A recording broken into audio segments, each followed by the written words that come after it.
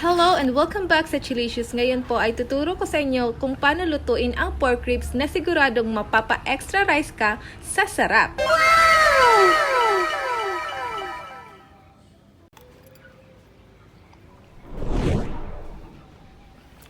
Para sa ating ingredients, kailangan natin ng soy sauce. Maglagay lang tayo ng soy sauce sa ating pork ribs at maglagay na rin tayo ng lemon juice or calamansi juice.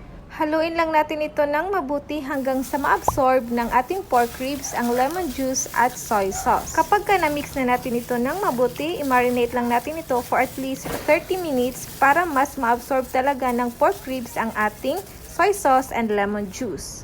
After 30 minutes of marinating the pork ribs, let's start to cook. In a pan, maglagay tayo ng oil. Konting oil lang mga ka-Chelicious para hindi maging oily ang ating pork ribs kasi nga ang pork ribs ay meron na itong sariling oil.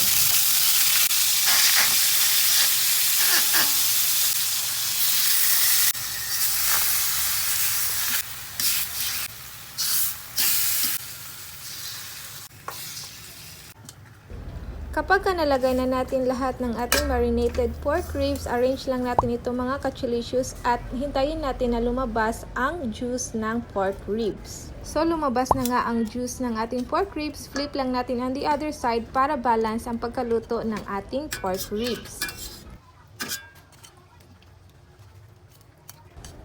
Kapag na-flip na natin ito lahat mga ka-Chelicious, let's wait for another 3 minutes para lumabas ang juice ng ating pork ribs.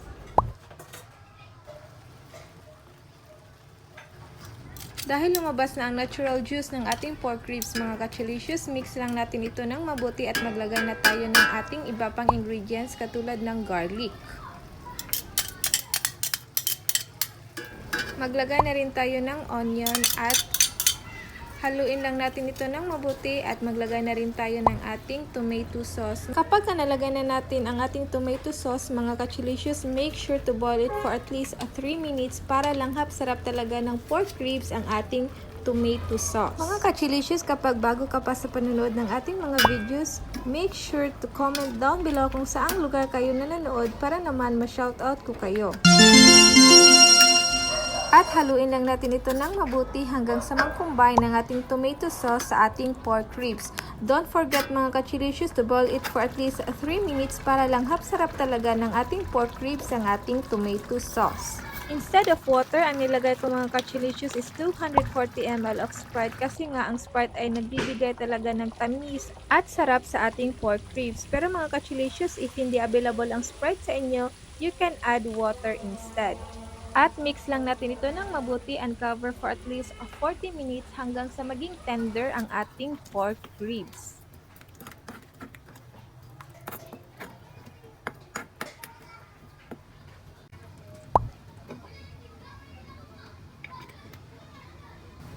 After 40 minutes of waiting mga ka-Chelicious, open lang natin ito at ayun na nga, napakasarap at langhap sarap talaga ang ating pork ribs.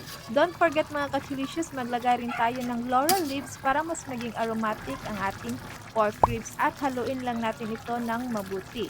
Mga ka-Chelicious, hindi ko pala na-capture yung paglagay ko ng salt sa ating pork ribs. Don't forget mga ka-Chelicious, maglagay rin kayo ng konting salt sa ating pork ribs para mag-balance ang sweetness ng Sprite at ng salt sa ating pork ribs. Boil lang natin ito for at least 3 minutes hanggang sa maging aromatic ang ating pork ribs.